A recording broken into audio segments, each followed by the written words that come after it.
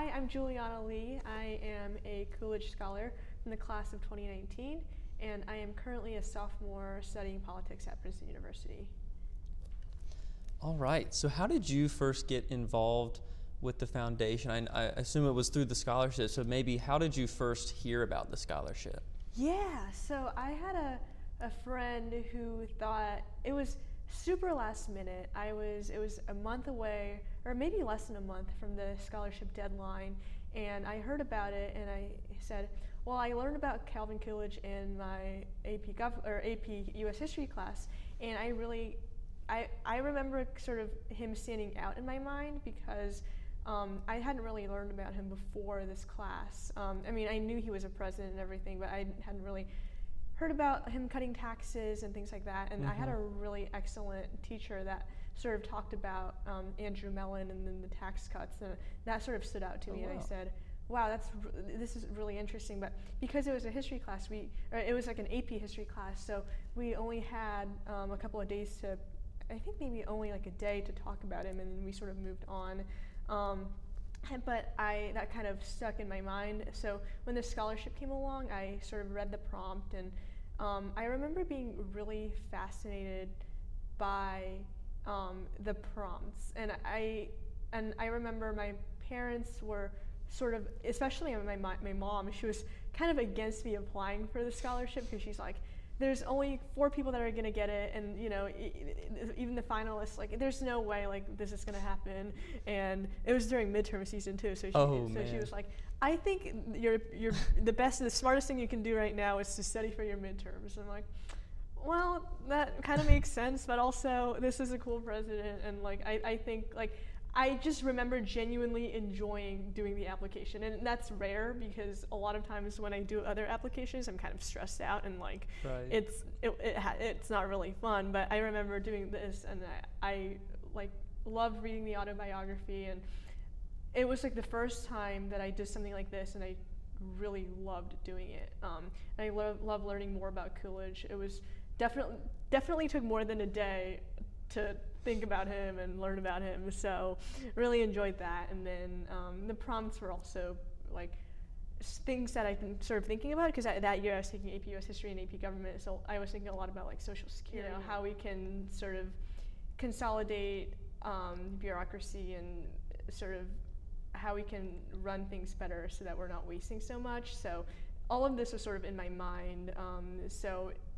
I think the scholarship sort of like fell out of the sky into my lap at the right time, and I was obviously very surprised and excited when I found out that I was a finalist. And I told my mom, and she like, it was like kind of late at night because I was coming back from another event, and she was like, like she'd already gone to bed, and she's like, wait, what? Coolidge? What's that? Like, but it turned out to be really good. It turned out to be a good use of maybe a study break in between the exams. For sure.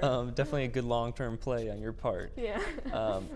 So can you talk a little bit about what it has been like to be a Coolidge Scholar and part of the Coolidge community overall? Yeah, it's been like, I like to think of the Coolidge Scholarship and like my interest into the Coolidge like family like as sort of like a turning point in my life. And it really, like I think like both professionally and socially and everything else, because I'd always really wanted to like enter politics and work for the government. And I remember I was sitting with my mom like sophomore year, and like, Mom, like all of these people that like like they have like a big network and everything, but I've got like nothing, and I'm just sort of like standing like I'm like at this public high school like in New Jersey, and like how am I ever gonna do stuff like that? And then the scholarship came, and it sort of like opened up like my horizon to see like, oh yeah, like we are having dinner with a former governor, like we are hearing from like mayors and people in business, and like things that I hadn't even like dreamed was possible. So that was super inspiring, and it wasn't like a one-time event, and I think the scholarship or the foundation is just incredible in allowing us like multiple opportunities a year to kind of come together and do these things. And it's kind of crazy, and because I won this scholarship in 2019, it's 2023 right now, and it still feels like, okay, so the friends that I made in 2019, like that's another big thing. Like the friends that I've made and like genuine like friendships, not just like networking events, but real friendships that I know are gonna last a long time. And I was talking to a couple of friends yesterday, and we said, yeah, we met in 2019 and we're here in 2023, and it feels like no time has passed. And just because we've really kept up those connections, and especially with the scholars, we come to Vermont every year to, you know, come together and have this Coolidge week, and you just form like bonds and friendships and memories together. And it's such a great home base. Like we come to Vermont, and like the Notch is just like such a like it's like a home base for a lot of us, and you know it's gonna happen every summer, and it's such a source of like stability and like I don't know. I've come to really appreciate it in college, like because like there's so much going on in my life, and you know there's like internships and things like that, but you know like on the 4th of July you're coming to like this like middle of nowhere Vermont, and you know hanging out with like really cool people, and you know and you know like doing service, and it's just been incredible. And you know like everyone in the scholarship, like you know Matt and Rob and everyone has just been so incredible, and just so like it's really a family, and it's not like I mean I've been involved with other things as well, but there's nothing like it. That's really great to hear. It's sort of like a secret little summer camp. Yeah, you know? Really. I brag about it. So you mentioned the Notch. Turning to more so to Calvin Coolidge, what are some of the things you mentioned you had heard about him in class and had gotten an early interest? What do you most admire about Calvin Coolidge?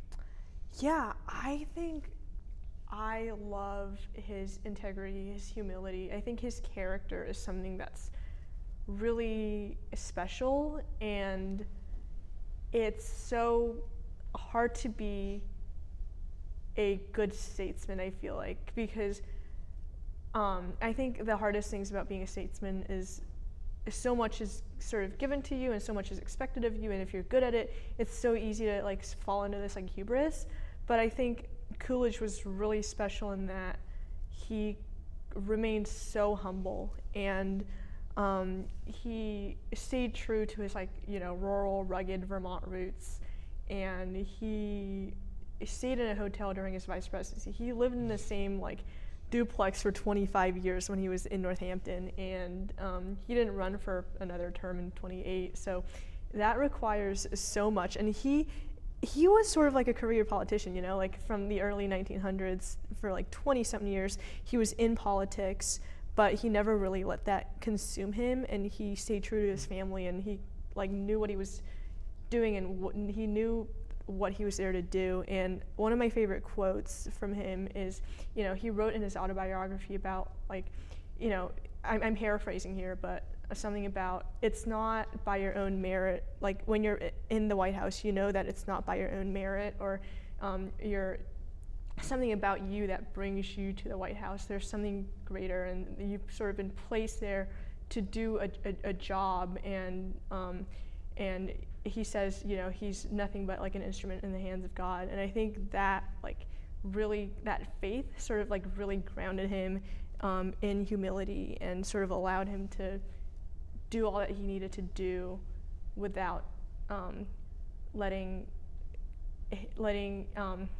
the office consume him or to work for his personal gain. So it's super inspiring for me. So we're in the centennial year of Coolidge's swearing in as president. You touched on a few really important themes there. I'm wondering how Coolidge's legacy is still important, maybe what's most important, maybe most needed today from Coolidge's legacy. Yeah, I think, again, like, I think he did so many things as president, you know, cutting the budget. That is something that's unheard of now. It hasn't been, you know, really thought of in a long time, I don't think. And so that, like, policy-wise, like, that would be really nice if you could run a surplus. But I think that might be like, like sort of like an impossible dream maybe, and it's more than the policy. I feel like what we can really take from Coolidge now would be like his values and his morals and his character. And yes, I think we really need his humility now, and also I think the ability to say no is a huge thing. And Coolidge is like often criticized for having said no, and and that's his biggest fault for a lot of people, that he wasn't active, that he blocked a bunch of bills and he didn't make things happen. But I think honestly it takes so much more courage to say no than it is to say yes, because people really want to hear yes, and people want to know that a president can do something, that a president can spend more money, and that he can fix things. But no, like, I don't know, like, you have to say no sometimes, but people don't always want to hear that. So to tell people what they don't want to hear, that takes a lot of courage, and we can definitely take that now to say, sort of like approach everything with a sense of like groundedness and humility, and that can be in anything we do, for our families or communities, or in governance for a country. So yeah, there's a lot to take from his character, I think. Yeah.